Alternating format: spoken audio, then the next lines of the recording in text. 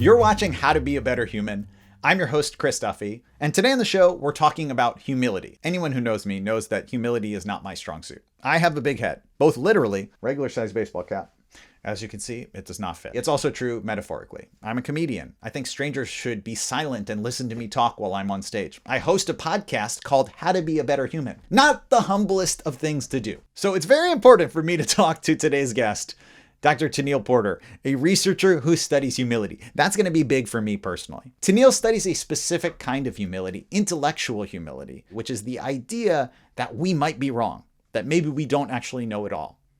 And I cannot wait for you to hear from Tenelle about what it is that she's learned from studying this and how it can be applied in our lives. Maybe by the end, my head will have shrunk.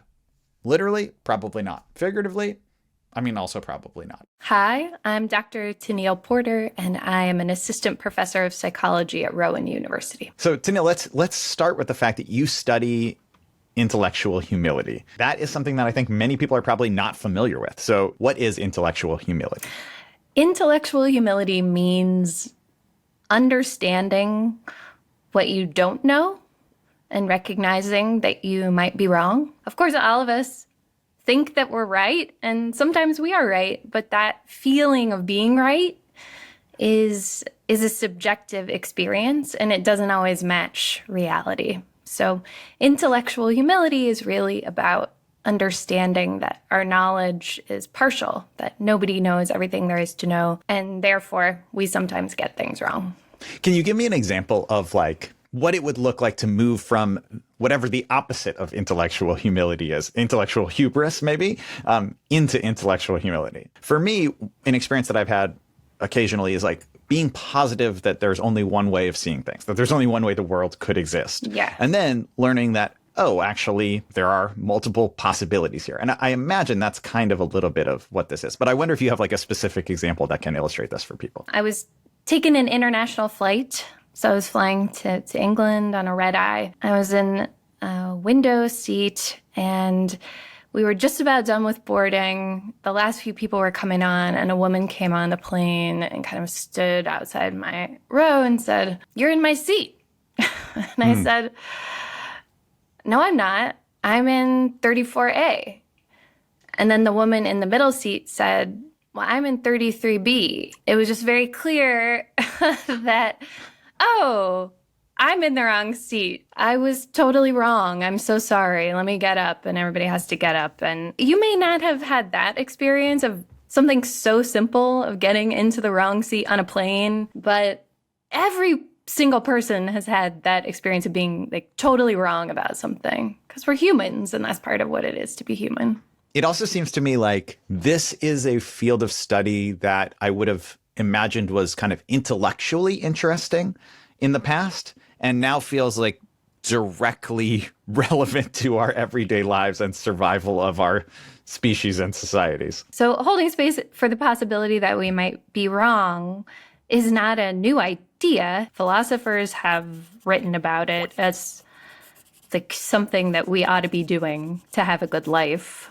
I think what's new now is that we're starting to study it scientifically. But it, of course, has bearing in so many different contexts and domains. How do you study this scientifically? We try to measure intellectual humility, or we try to do experiments that will kind of change how intellectually humble people are or feel comfortable being in a certain context. Right now, I'm working on a different kind of measure where we're actually going to take high school students and ask them what they think about cell phone bans. So should they be allowed to have their cell phones in classes? Lots of high school students have really strong opinions on this issue, as you might imagine. And instead of asking them to say, how humble do you think you are about this issue, we're going to ask them to actually engage with perspectives that don't agree with them. So how many reasons from a student who disagrees with you on this would you want to read? We'll look at their behavior on this computer task and use that to measure how intellectually humble they are. Are there ages or phases where we are more intellectually humble, or is it kind of one of those things where we have this moment at the beginning of our lives and then afterwards we just have to really work hard to become humble again? It's interesting. We're trying to learn about that still. So there's stuff that we don't know about that yet. But if you ask like a 4-year-old, how much do you know about trucks or why frogs look the way they do? A 4-year-old is going to say, I know everything about that. As kids get into school, they start to get better at calibrating how much they know and how much they don't know. And that accuracy is sort of like a nice trajectory that keeps getting higher and higher as they go through school. And there's this idea, too, that with teenagers that like, oh, this must be a period when the humility like hits the floor. That's not really what we see, actually. Teenagers aren't any more narcissistic than anybody else. They're actually a little bit better than super young kids at knowing what they know and what they don't know. Thinking about the whole lifespan, yeah, something that I've seen in my data is that sometimes as people get older, they're more intellectually humble. It's almost like with experience, you really come to just appreciate this fact of being a human being, which is that we're all fallible. What is the opposite of intellectual humility? Is there a term for that? The opposite of intellectual humility is intellectual rigidity. That's like extreme certainty.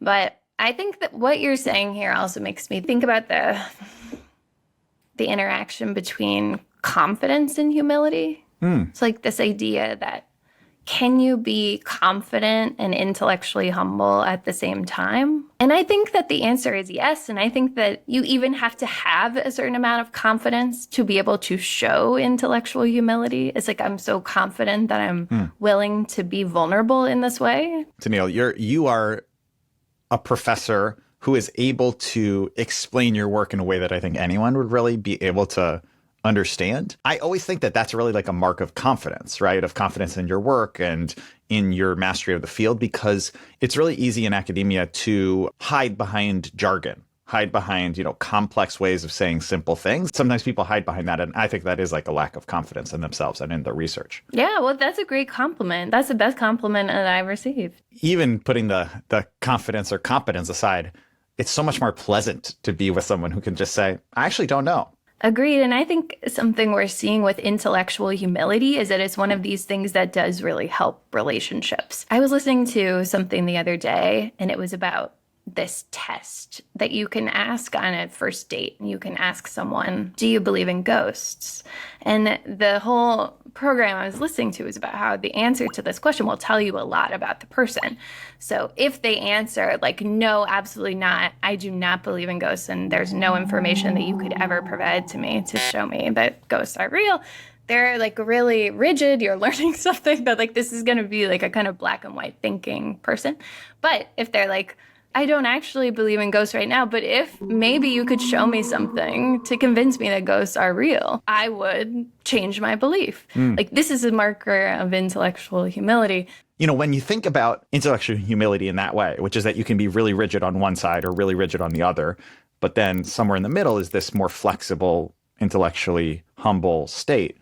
It feels to me like we are in a cultural moment where there's very little cultural capital in having flexibility. And there's quite a lot of cultural pressure to be rigid in your beliefs. I think that I do feel that. I especially feel that in online settings. I think that when it comes to interacting face to face, that we're not as sort of dogmatic and rigid as we appear online. And what this makes me think is to what extent we need big cultural shifts or big context that can support intellectual humility for it to really thrive. So like what could a regular person do to create more environments for intellectual humility to thrive, both in themselves and also in the interactions they have? What could a regular person do? I try to model intellectual humility as a teacher. It really sets a tone for students, and it really licenses them to be able to express that uncertainty or just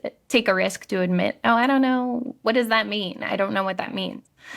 When I have said, I know a lot about this topic, but I don't know everything there is to know, or you actually know this thing that I don't know, so you can help me understand that. Especially when we're in those positions, I don't know, of power or influence, like a teacher in a classroom, that can be really powerful in setting the tone for that whole context. I know you did a really important study on intellectual humility with teens. I feel like that same thing is a real skill that many people are learning in teenage years, which is that you're figuring out what your story is versus what other people's story are, and whether you want to be part of the group or want to be separate from the group. That's like a big piece of at least my experience with teenage years, and it felt like people around me. Can you talk to us both what you did with the study on teenagers and then also why you picked that particular age? I worked with teenagers when I was in college as a youth mentor, and it's just the stage of life that I think is really challenging and really rich. So much is happening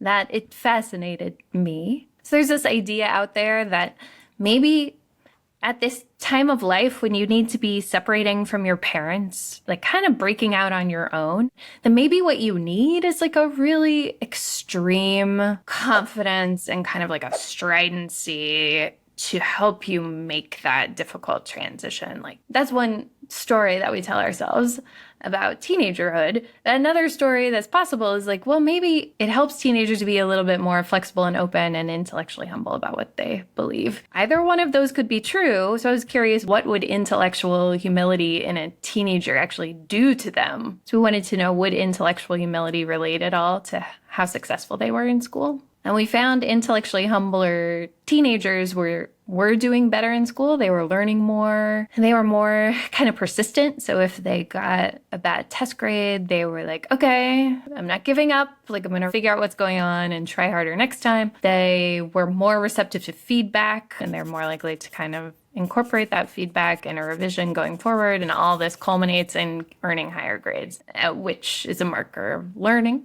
So in a word, the intellectually humbler teenagers were learning more. Any findings that you found about intellectual humility that have really surprised you because they've been counterintuitive, maybe? So we could think about intellectual humility as something that's happening in your head and something that you can also like show to the world. So I can be aware that I don't know something, but am I going to admit that to you? And something that is surprising to me is that we see sometimes if you're really, really turned way up in terms of how aware you are of the stuff that you don't know, that can actually make you a lot less willing to show that to other people. So it's getting into this question of what is intellectual humility and what's the opposite of it. At one end of the extreme, the opposite is something like rigidity, too much certainty. But there's another extreme we could talk about, which is like too much obsessing over what you don't know and getting kind of mired down with all of the limitations. And I imagine it stops you from taking any sort of action because you're like, well, I know that I don't know everything and maybe I don't know enough, so I shouldn't actually do this thing. I should stop and get more feedback and do more research, and you'll never know it all. So maybe you just never do anything. Exactly. In my family, we like to call this analysis paralysis. When it comes to intellectual humility at any age, what we want is the balance between something that is super rigid and something that is like super just uncertain. We're trying to find something that's well calibrated. When you go to like an academic conference on intellectual humility, is it just everyone presenting and being like, well, I'm not sure about this, but I might be wrong. But here's an idea that I have. Is it just people like everyone's hedging their bets constantly and not actually like saying a definitive statement because they're not positive that their research is actually totally sound? It's interesting that you should say that because I have had the experience of presenting on intellectual humility to people who don't study it. And I do think it has an effect on the audience such that they become nicer. Their questions are kinder. They're a little bit like, yeah.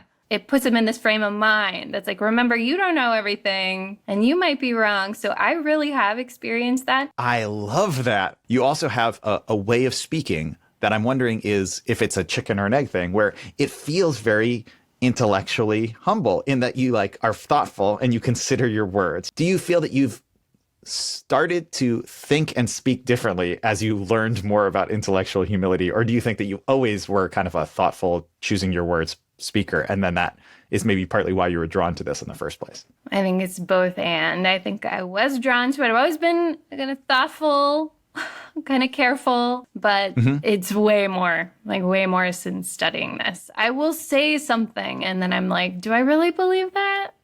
Is that really true? Huh. Are there ways to encourage intellectual humility in others without saying outright, you should have more intellectual humility? You have got to practice what you preach. Intellectual for me first, and then intellectual humility for thee. So if you really want your brother who disagrees with you about politics to show intellectual humility to you, try showing it to him first and see what happens. It's not a guarantee, but it's going to work a lot better than yelling at him to be more humble. I would have really loved it if on the plane when I was in the wrong seat, I would have been proven right. It was very painful to be that person. There's a psychologist named Frank Kyle who's also studied intellectual humility. And I remember at a talk once, somebody was saying this, like, but I just feel so bad when I'm wrong. And Frank was like, it's great to learn that I'm wrong. This is learning. This is so exciting. And so maybe there are people out there who have reframed it in a way that it is like discovery. And maybe if we could all do that a little bit more, intellectual humility might become a little easier. That framing also makes me think about how a lot of these skills that are uncomfortable or painful at first are in some ways muscles, right? Like that you can strengthen them and they get better. I just think about for myself, one of the things that people ask the most frequently when they find out that I perform stand-up comedy is, oh my God, have you ever bombed? It must be so horrible to get up there and have no one laugh. And what I always say is that, like, of course I've bombed.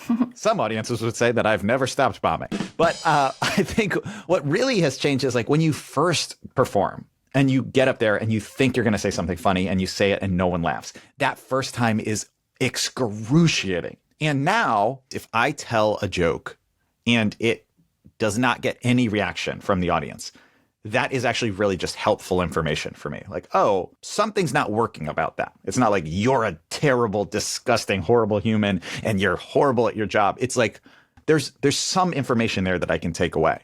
I imagine there's similar exposure therapy or work and muscles and practice that you can do to feel like accepting your intellectual limits isn't as painful as it is at first.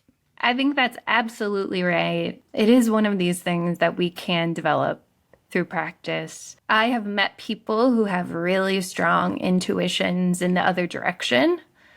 The idea that, well, some people are kind of born this way and other people aren't, and there's just nothing we can do about it. But this is one of those places where I'm going to stick to my conviction that training this is really possible and worthwhile. And it's really exciting to like push forward and progress and learn something new. So thinking about this, what are some things that people can do to build intellectual humility in themselves or to practice it in their daily lives?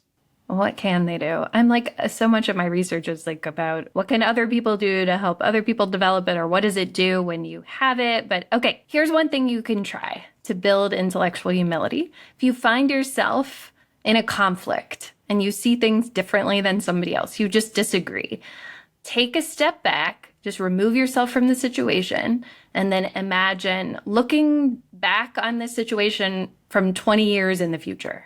Or imagine that you are a fly on the wall watching this play out. When we get a little bit of perspective, it often just opens us up a little bit to intellectual humility. So that's one thing you can try. Another thing you can try to build intellectual humility is just remind yourself of the benefits of being this way. There's a lot in our culture that says intellectual humility is not good, it makes you look weak, it's not going to help you. But there's also a lot in our culture that says, no, this is a good way to be. This is a really good way to connect with other people. This is a good way to learn something new. This is an honest way to be, because we are humans and no one is infallible. So remember the benefits. 3, if you're finding yourself in a place where you're really struggling to see eye to eye with another person or even listen to them, you can just like take a moment again, remove yourself and just reflect on your values. Like, what are some values that are really important to you? Just a way of just getting in touch with what's important. It kind of anchors the self so that you're feeling, in a way, more secure to go back into that interaction and be able to listen to what the other person has to say without feeling really threatened and needing to protect and defend yourself. The fourth one, I'd say, is to put yourself into a kind of growth mindset. This is this idea that you can grow in understanding. The other person can also change and grow in understanding. So believing the other person can change is helpful. But this kind of like emphasis on growth is something that we've learned helps people embrace intellectual humility. I imagine a lot of people who are parents, if they're listening to this, would say like, oh, well, intellectual humility, that's something I definitely would want my kid to have. I am not a parent, and my heart goes out to all of you parents out there. And it's a wonderful job, and it's really, really important. So how can you encourage this in kids as a parent? I will always go back to the kind of practice what you preach. So find ways to model it. Say you're asked a question and you're not sure. Like, try to model intellectual humility. I'm not sure. Maybe we can try to look it up together. So modeling is important. Celebrating intellectual humility. It's really hard for a kid to be vulnerable in certain settings and just be like, I was wrong. I got that wrong. I don't understand. I don't know. Like, showing that to another person can be tough. So when that happens, that's a good thing to celebrate. Like, wow, like, I'm really proud of you for doing that. So celebrating when your child has humility is really important. I don't know if you've studied this, but I wonder if there's also a gender gap in intellectual humility. Because I certainly think that a lot of the ideas of what it means to be a man have to do with this, like, decisiveness and certainty and not backing down. And I think that strict gender roles don't allow them to grow or to be their full selves. It's a great point. And what we see is that on that kind of survey item, the boys are like, I don't want to show weakness, and admitting you don't know something, they think it as a sign of weakness. Like, it's not a good thing to do. So there definitely are gender dynamics working here. But what we also see when it comes to, say, like, raising your hand to speak up in a class and say, I don't understand that, or I don't know what that is, when you're kind of showing that to the whole class and interrupting the class to take the class's time to do that, that's something that girls are much more hesitant about. We find in those studies that when the teacher has modeled that humility first, girls become a lot more comfortable voicing their own questions in that setting. And that gap between boys and girls and how comfortable they are voicing their question closes. Yeah, it also makes me think that, you know, if you're non-binary or if you don't fit into the spectrum, I imagine that actually requires a little bit more intellectual humility because, you know, you have to create some of your own path there. You have to be willing to imagine something that is outside of a yes or no. And I wonder if that would actually require more intellectual humility as well. But also then I can see the other side, right? Like, you also have to have this like definitive sense of like, I know this to be true about myself. And so I can see both ways. I think all of these, right? There's always these competing tensions maybe. It's very intellectually humble of you to see it both ways. And this conversation is already taking effect. I like that. I think that you're right. And I think some of these conversations around gender are asking us to take another look at these categories. And I think there's real value in doing that. How would having more intellectual humility impact our society? How would it change the way that we live in our world if people across the board really embraced this and tried to cultivate this? I think we would learn more because we would begin to stop holding so tightly to what we think is true. So we might question and push the boundaries further, which would allow us to progress. You know, right now we're going through a kind of trauma in the country. It's hard to even have a conversation with somebody who disagrees with you. If we embrace intellectual humility, we find it's easier to get along and love each other. Tenelle, thank you so much for being on the show. It's such a pleasure talking to you. Thank you so much. I'm really glad to have been here.